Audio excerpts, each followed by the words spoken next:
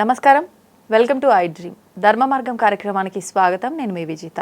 ప్రస్తుతం మనతో పాటు ఉన్నారు ప్రముఖ జ్యోతిష పండితులు దేవరకొండ ఉమా గారు. ఇప్పుడు వారితో మాట్లాడి మరిన్ని విషయాలు తెలుసుకునే ప్రయత్నం చేద్దాం. నమస్కారం అండి. నమస్తే అండి. స్వర్గం నరకం అంటుంటారు. నిజంగా ఈ స్వర్గం నరకం అనేవి ఉన్నాయంటారండి? ఉన్నాయి అంటే మీరు చూసారా అంటారు. నెక్స్ట్ లేవు అంటే అబద్ధం చెప్పిన వాడిని అవుతాను. కాబట్టి ఉన్నాయని నేను చెప్తాను. ఓకే. ఎందుచేత అంటే స్వర్గము నరకము ఒక రెండు పదార్థాలు, రెండు విషయాలు. మనం చూస్తే నరకము అనేది మనం చేసినటువంటి పాపానికి రిఫ్లెక్షన్ అండి. ఓకే. అంటే చాలామంది ఇక్కడ ఎవరు లేరు ఒక మాట అనేయచ్చు, ఇక్కడ ఏది లేదు ఒక దొంగతనం చేసేయచ్చు, ఒక చెడ్డ పని చేసేయచ్చు. చెడ్డ అని తెలిసినా తెలియకపోయినా అతని ప్రవృత్తిలో భాగంగా ఏ పనైనా చేసేయచ్చు అని విచ్చలవిడితనం ఏదైనా ఉంటుందో దానికి రిఫ్లెక్షన్ అనేది నరకంలో చూపిస్తుంది. ఇంకా స్వర్గము ఎవరి యొక్క ఇది ఆశించకుండా నిస్వార్థంగా సహాయం చేసిన వాళ్ళు ఉంటారు. దానికి ప్రతిఫలము, దాని రిఫ్లెక్షన్ స్వర్గంలో తప్పకుండా కనబడుతుంది. ఫర్ సపోజ్ ఇప్పుడు నరకము అనేది ఉంది అనుకోండి. నరకంలో మనం ఇప్పుడు పాపాలు చేస్తున్నాం అంటే మనం చేస్తున్నాం అంటే మీరు చేశారో నేను చేశారని గుర్తు చెప్పడం కాదండి. మీరు ఆఫీస్కి ఇంటి దగ్గర నుంచి ఆఫీస్కి వచ్చే దారిలో బండి మీద వచ్చి ఉండొచ్చు, ఆటోలో నడిచి వచ్చి ఉండొచ్చు. కింద కొన్ని చీమలు, అవి జీవరాశులే కదండి, బ్రతుకుతున్నాయి మనలాగే వచ్చాయి. వాటి పాప పుణ్య ఆధారంగా అవి ఆ జన్మ ఎత్తాల్సి వచ్చింది. వాటి మనం తొక్కాం. అవి చాలా బాధపడుతూ రోధిస్తూ కొన ఊపిరితో కొన్ని చనిపోయే కొన్ని చనిపోయాయి. ఆ పాపము అంతా మందే కదా. అంటే కావాలని చేయలేదు కదా. కావాలని చేస్తే ఇప్పుడు నిప్పు ఉంది అండి, మనం కావాలని ముట్టుకోకుండా ఇలా ముట్టుకున్నాం అనుకోండి, కాలుతుందా కాలుదా? ఎలా ముట్టుకున్నా కాదు. మనం కావాలని చేయలేదు కదండి. సో అలా ఏంటంటే పాపము పుణ్యము ఏదైనా సరే మనం కావాలని చేసినా, తెలిసి చేసినా, తెలియక చేసినా దాని ఫలితాన్ని తప్పకుండా అనుభవించి తీరాలి. ఇలా చూసుకుంటే అంటే ప్రతిదీ తెలియక చేసింది కూడా పాపంగా మారుతుందంటే బ్రతకడమే కష్టంగా మారిపోతుంది కదా. బ్రతకడం ఎందుకు కష్టంగా మారిపోతుంది అంటే ఇప్పుడు తెలిసి ఏదైనా చేస్తున్నామంటే జాగ్రత్త పడడానికి, చేయకుండా ఉండడానికి ఛాన్స్ ఉంటుంది. ఇప్పుడు తెలియకుండా అది ఎలా జరిగిపోతుందో తెలియదు. దానికి మనం జాగ్రత్త పడడానికి లేదు. ఎన్నో మార్గాలు అనేవి రిఫ్లెక్ట్ అవుతుంది ఖచ్చితంగా. దానికి ఎన్నో మార్గాలు అనేవి మనకి చెప్పబడ్డాయి పురాణాల్లో, చరిత్రలో ఎన్నో చెప్పబడ్డాయి. ఒక కార్తీక దీపం వెలిగించు, నీకు నీ పాపాలన్నీ నశించిపోతాయి అని చెప్పబడితే మనం ఒక మర్డర్ చేసాం, ఆ పాపం పోతుందని కాదండి. మనం ఏదైతే ఇప్పుడు నేను చెప్పానో తెలుసో తెలియకో చేసినవి చిన్న చిన్నవి, ఈ చీమలు అవ్వచ్చు, మనం బ్రతకడం కోసం కొన్ని జీవరాశులను చంపాల్సి వస్తోంది. ఇప్పుడు అంటే కోడిని మేకని తినడం కోసం కాదండి, దోమలు చంపడం మనం చంపుతూ ఉంటాం, జీవరాశులే. అది వాటి ప్రవృత్తి ఆధారంగా అవి బ్రతుకుతూ ఉంటాయి. పాము ఉంటుంది, మనం జనావాసాల దగ్గరికి వస్తే మనల్ని చంపుతుందని భయంతో మనం వాటిని చంపుతాం. అది ప్రాణే, ఆ పాపం అంతా మందే. సో అలా మనం బ్రతకడం కోసం కొంతవరకు ఆ పాపానికి ప్రాయశ్చిత్తంగా మనం చేసుకునేటువంటి కొంత పుణ్యము మనల్ని కాపాడుతూ ఉంటుంది ఎప్పుడూ కూడా. అది ఖచ్చితంగా జరుగుతుంది. కానీ తెలిసి కావాలని చేసేసి కార్తీక మాసంలో దీపం వెలిగించేసి అంటే అది తప్పు, అది ఉండదు, ఖచ్చితంగా ఉండదు. ఇక్కడ నరకము అని చెప్పబడింది ఏంటంటే ఎన్నో రకాలైన శిక్షలు గరుడ పురాణంలో చెప్పబడ్డాయి. ఈ యొక్క ప్రస్తావన వచ్చింది కాబట్టి నేను ఇప్పుడు చెప్పాలి అనుకుంటున్నానండి. గరుడ పురాణము అత్యంత శక్తివంతమైనది. మనిషి జీవితానికి, మనిషి బ్రతికేటువంటి సమాజానికి, మనిషి యొక్క ఆలోచనలకి అన్నిటికీ దగ్గరగా ఉన్నటువంటి ఏకైక పురాణం గరుడ పురాణము. ఓకే. అది చదివేటప్పుడు మనిషికి ఎవరికైనా ఒళ్ళు గగ్గురుపడుస్తుంది. ఎందుచేత అంటే అందులో ఉన్నటువంటి అన్ని అక్షర సత్యాలు కాబట్టి. మనం ఇంతటి సమాజంలో బ్రతుకుతున్నామా, మనం అదంతా చదివినా మన మీద మనకే ఒక అనుమానం వస్తుంది, నేను అన్నీ ఎక్కడో చేశానే అని. సో ఇక్కడ చాలామంది ఏం చెప్తూ ఉంటారంటే ఒక అసత్య ప్రచారం ఏంటంటే గరుడ పురాణం ఇంట్లో పెట్టుకోకూడదండి, పెట్టుకోవడం వల్ల మీకు చాలా జరుగుతుందండి అని చెప్తారు. కానీ అంతా అబద్ధం అండి. చాలామంది ఏం చెప్తారంటే చనిపోయిన తర్వాత ఆ శవం దగ్గర మాత్రమే కూర్చుని చదవాలి అని చెప్తారు. గరుడ పురాణము మనిషి ఎలా బ్రతకాలో చెప్తుంది, ఎలాంటి తప్పు పనులు చేయకూడదో చెప్తుంది. అది ఒక ప్రిన్సిపల్స్ అండి. మనిషి ఎలా బ్రతకాలి అని చెప్పడానికి ఒక సమ్మరీ, ఒక ప్రిన్సిపల్స్.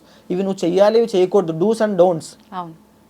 ఇవన్నీ బ్రతికున్నప్పుడు చదివి నేర్చుకోవాలి, కానీ చచ్చిపోయిన తర్వాత ఇంకా ఉపయోగం ఏంటండి?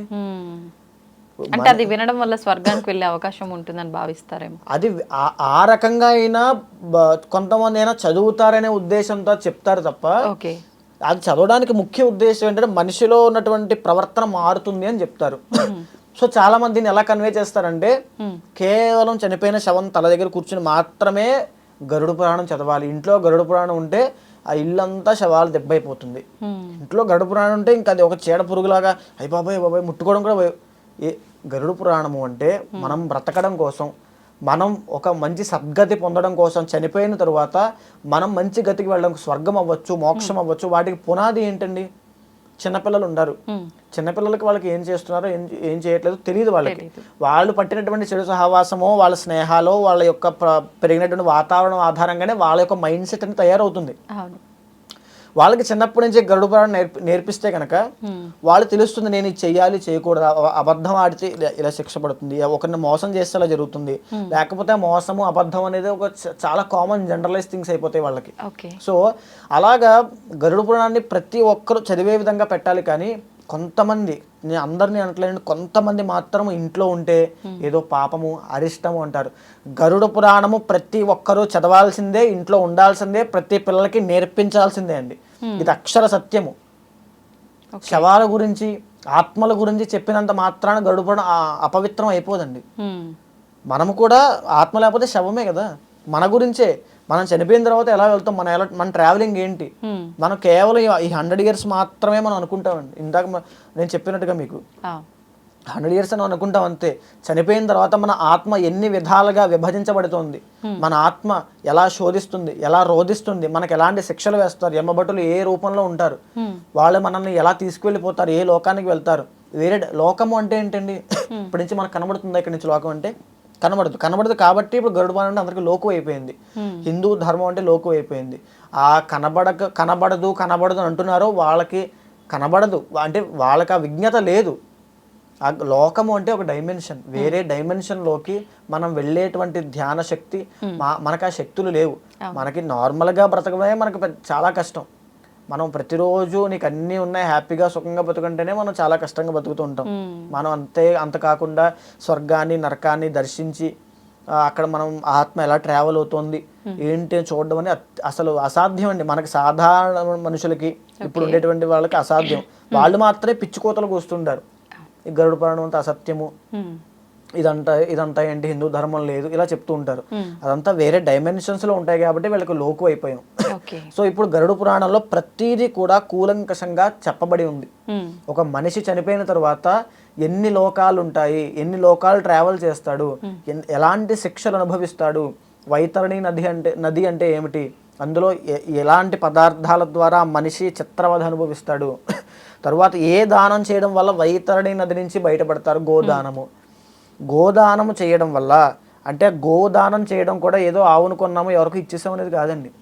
ఒక శ్రేష్టమైనటువంటి ఆవును కొని, ఎవరైతే అది బ్రాహ్మణుడే అవ్వచ్చు, ఎవరైనా అవ్వచ్చు, ఎవరైతే ఆ ఆవుని ఒక పవిత్రంగా ఒక గోమాతగా భావించి నిత్యము సేవ చేసి ఎవరికి అమ్మకుండా అతను సేవ చేసేటువంటి వ్యక్తి ఉంటారో అలాంటి వారికి దానంగా ఇస్తే గోదానము, ఆ గోదాన ఫలితము మనల్ని వైతరణి నది నుంచి దాటిస్తుంది అని శాస్త్రం చెప్పబడింది.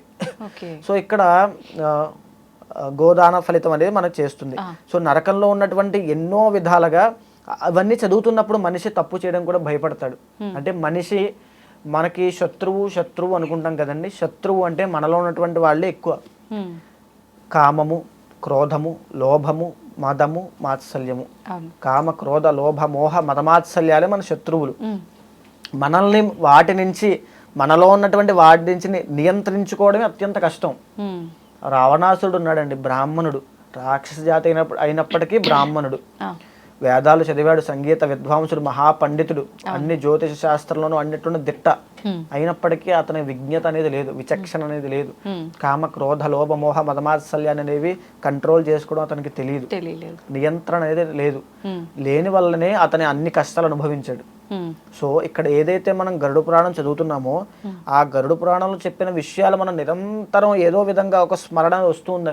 నిత్యం గరుడ పురాణం చదివే అలవాటు ఉంది అనుకోండి. ఒక క్రిస్టియన్ ప్రతిరోజు బైబిల్ చదువుతాడు, ఒక ముస్లిం ప్రతిరోజు ఖురాన్ చదువుతాడు. మీరు ఎప్పుడైనా భగవద్గీత చదివారా? గరుడ పురాణం చదివారా? లేదు. భారతం, రామాయణం, హనుమాన్ చాలీసా, హనుమాన్ చాలీసా చదువుతుంటా. ఇంకేం చదివారు? నిరంతరం చదివేది ఏమైనా ఉందంటే ఏమీ ఉండదు. మెజారిటీ ఆఫ్ ది మెజారిటీ కాదండి, వాళ్ళు చదివే వాళ్ళే నెగ్లెజిబుల్ వాళ్ళతో పోలిస్తే. చదవని వాళ్ళు చదివే వాళ్ళు పక్కన పెడితే చదివే వాళ్ళ సంఖ్య వీళ్ళతో నెగ్లెజిబుల్ ఉండదు, అసలు లెక్క పెట్టలేము. సో మనకి ఏంటంటే ఇంతటి జ్ఞానం ఉండగా వీళ్ళని తప్పుదోవ పట్టించడానికి చేసేటువంటి పిచ్చి కోతలు ఇవ్వండి. గరుడ పురాణం ఇంట్లో ఉండకూడదు, గుళ్ళో మాత్రమే చదవాలి, శవం దగ్గర మాత్రమే కూర్చుని చెయ్యాలి, ఇలాంటి వాళ్ళు ఇంకా పాపాలు ఉంటాయి. ఇలాంటి వాళ్ళకి కూడా శిక్షలు ఉన్నాయి, అందులో కూడా ఉంటుంది. అదే వీళ్ళు చదివితే బాధపడతారేమో అని వాళ్ళు చదవకూడదని చెప్తూ ఉంటారేమో.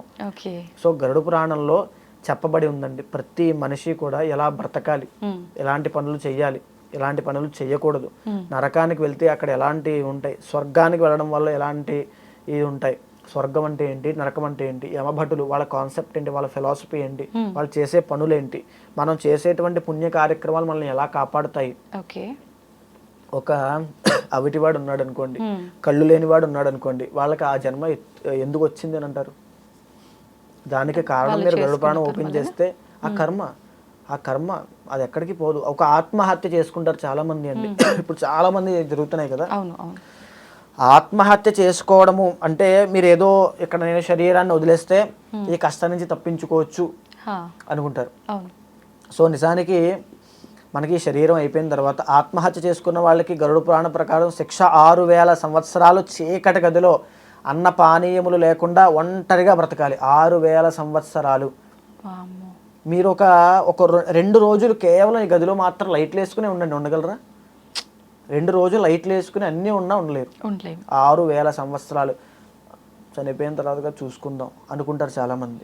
అప్పుడు కూడా మనకి శరీరం ఉంటుంది, అప్పుడు కూడా మనకి ఫీలింగ్స్ ఉంటాయి, అప్పుడు కూడా మనకి ఎమోషన్స్ ఉంటాయి, అప్పుడు కూడా మనకి చలనం ఉంటుంది, మనం చూస్తూ ఉంటాం, వింటూ ఉంటాం, ప్రతి ఒక్కటి మనకి. ఇప్పుడు ఎలా అయితే మీరున్నారు, ఇప్పుడు మిమ్మల్ని కొడితే మీకు దెబ్బ తగులుతుందా తగలదా? అప్పుడు కూడా తగులుతుంది, అప్పుడు కూడా మీరే. అంటే అప్పుడు శరీరం ఉంటుందా ఆత్మగా? దాన్నే యాతనా శరీరము అంటారండి. చనిపోయిన తరువాత ఆ మనిషి యొక్క జీవాత్మకి కొన్ని యాతనా శరీరంలోకి ప్రవేశపెడతారు. ఆ యాతనా శరీరము ప్రవేశపెట్టాలి అంటే అతను చేసుకున్నటువంటి పాపకర్మ ఎలాంటిది. మీరు ఘోరమైనటువంటి పాపాలు చేశారు అనుకోండి, మీ శరీరాన్ని, మీ యొక్క ఆత్మని, జీవాత్మని ఒక యాతనా శరీరంలో ప్రవేశపెడతారు. ఆ యాతనా శరీరం చూడడానికి ఎలా ఉంటుంది అని అంటే, ఒక కన్ను ఉంటుంది, ఇంకో కన్ను ఉండదు, ఒక చెయ్యి వేలాడుతూ ఉంటుంది విరిగిపోయి, ఒక చెయ్యి రక్తంతో కారుతూ ఉంటుంది, ఓకేనా. ఒక మెడ దగ్గర ఆల్రెడీ గొడ్డలతో నరికితే అంతా రక్తం కారుతూ ఉంటాయి, ఒక కాళ్ళు 2 వేలాడుతూ ఉంటాయి అవిటి కాళ్ళతో. అంటే మనం ఇక్కడ భూమి పైన ఉన్నప్పుడు ఏదైతే ఇబ్బందిగా భావిస్తామో అటువంటి శరీరం, మనం ఏదైతే ఏదో ఊరు వెళ్ళినప్పుడు ఒక రెంటల్కి కొన్ని బైక్స్, కార్స్ తీసుకుంటాం కదండి, ఆ కార్స్కి, ఆ బైక్స్కి ప్రాబ్లం ఉంది అనుకోండి, ఆ బైక్ ఎక్కిన మీరు ఒక 20 కిలోమీటర్స్ ట్రావెల్ చేశారనుకోండి, ఆ 20 కిలోమీటర్స్ అయిన తర్వాత బైక్ ఆగిపోయింది, అప్పుడు మీరు ఇబ్బంది పడతారా పడరా? పడతాం. బైక్ ఇబ్బంది ఉన్నా మీరు పడుతున్నారు. సో ఇక్కడ మీకు అర్థం అవడం కోసం చెప్తున్నాను ఈ విషయం ఏంటంటే, మీ యొక్క చేసిన కర్మ ఆధారంగా మీకు ఇచ్చే యాతనా శరీరం అనేది నిర్ణయించబడుతుంది. దానికి కళ్ళు ఉండాలా ఉండకూడదా, చెవులు ఉండాలా ఉండకూడదా, కాళ్ళు ఉండాలా ఉండకూడదా, రక్తంతో ఉండాలా, చీవు నెత్తురుతో కారిపోతూ ఉండాలా, అప్పుడు దాకా అది కేవలం ఒక వెహికల్, ఒక శరీరం మాత్రం, ఒక మెటీరియలిస్టిక్ థింగ్ అని కనబడుతుంది. మిమ్మల్ని ఆ శరీరంలోకి ప్రవేశపెట్టగానే ఆ శరీరానికి ఎన్నైతే గాయాలు ఉన్నాయో ఆ గాయాలని మీరే అనుభవిస్తుంటారు. మీకు అర్థమైంది కదండి. ఇప్పుడు మీ శరీరంలో ఆత్మని తీసేస్తే మీది కేవలం శరీరం, ఆత్మ ప్రవేశపెట్టగానే మీరు నా బట్టలు, నా కాళ్ళు, నా ఎలా వస్తుందో ఆ యాతనా శరీరానికి ఉన్నటువంటి గాయాలన్నీ బాధిస్తూ ఉంటాయి. అప్పుడు మీకు స్టార్ట్ చేస్తారు అనమాట. అంటే మీరు చేసినటువంటి కర్మ మొత్తం చిట్టా అంతా బయటకు తీసి మీకు శిక్షలు వేస్తూ ఉంటారు. నూనెలో వేయించడం ఇదంతా చూద్దాంలే తర్వాత, అప్పుడు కదా అప్పుడు చూసుకుందాంలే.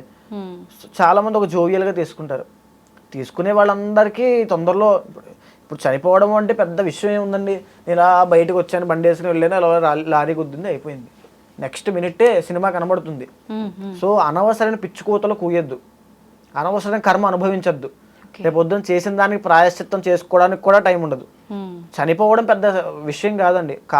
అకాల మృత్యువులు ఎన్ని యాక్సిడెంట్స్ రోజుకి ఇండియాలో జరుగుతున్నాయి, కొన్ని వందల మంది చనిపోతున్నారు కదా, బస్సులో అవ్వచ్చు.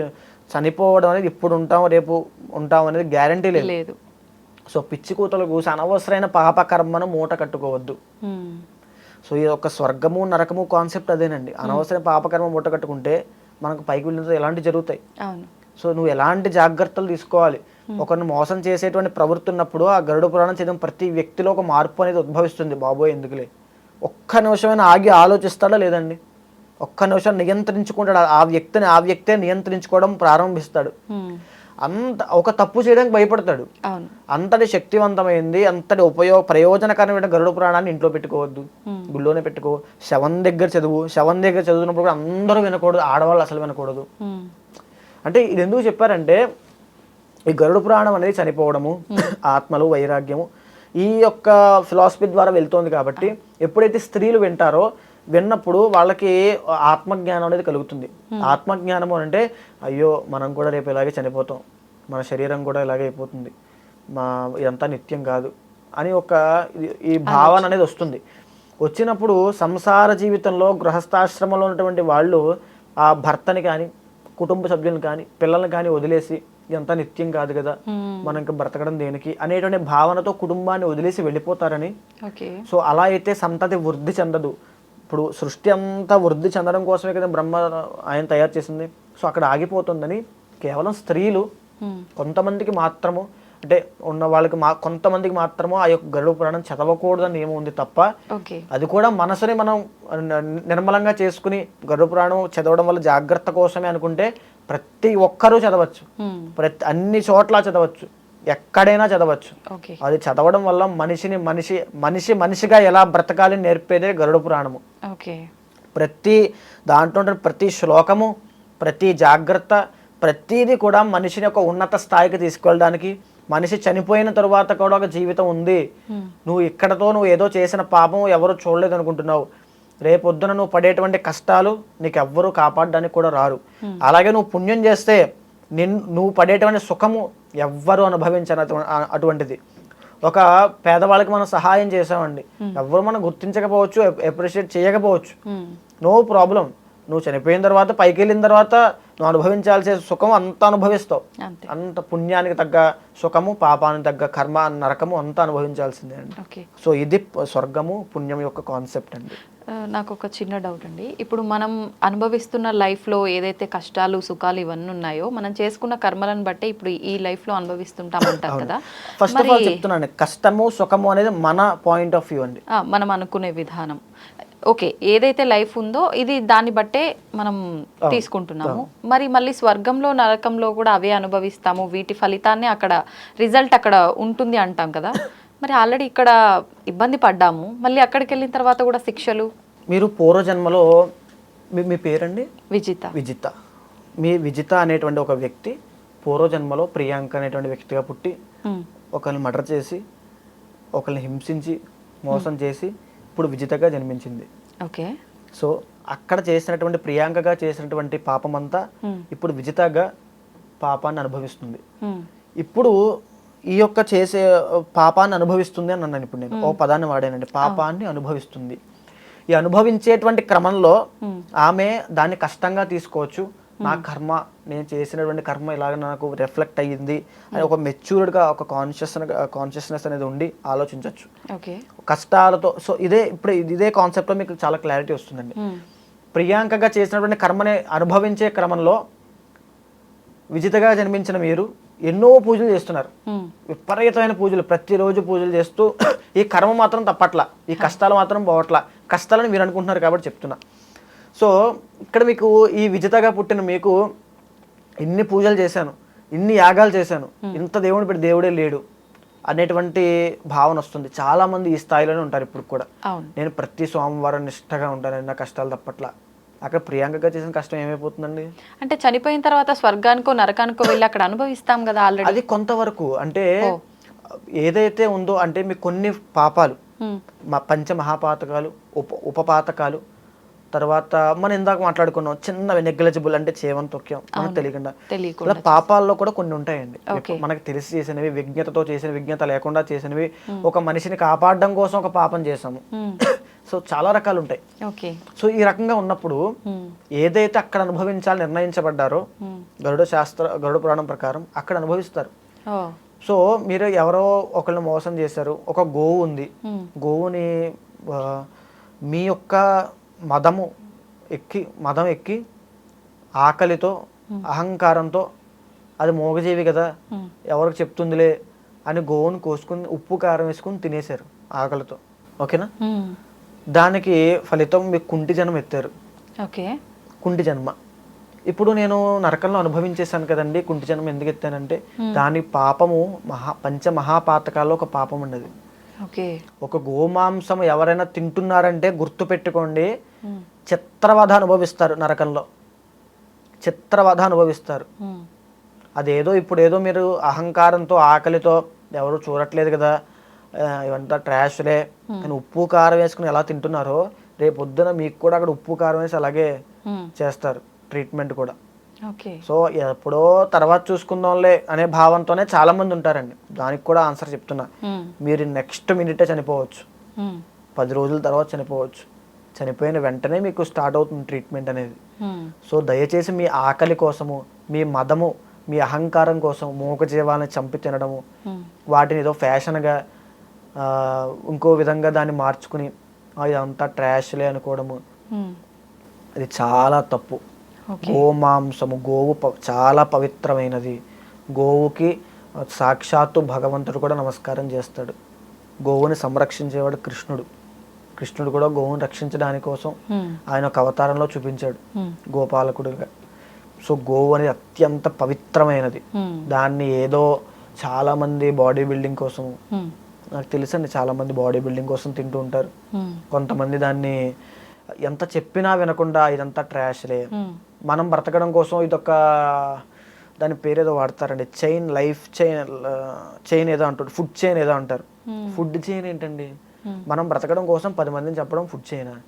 మనం నిజంగా మనుషులు అనేటువంటి ఒక జీవరాశి భూమి మీద లేకపోతే మిగతా ప్రకృతి అంతా సస్యశ్యామలంగా బ్రతుకుతుంది. మనం మనుషులు వచ్చి చెడగొడుతున్నాం అంతే.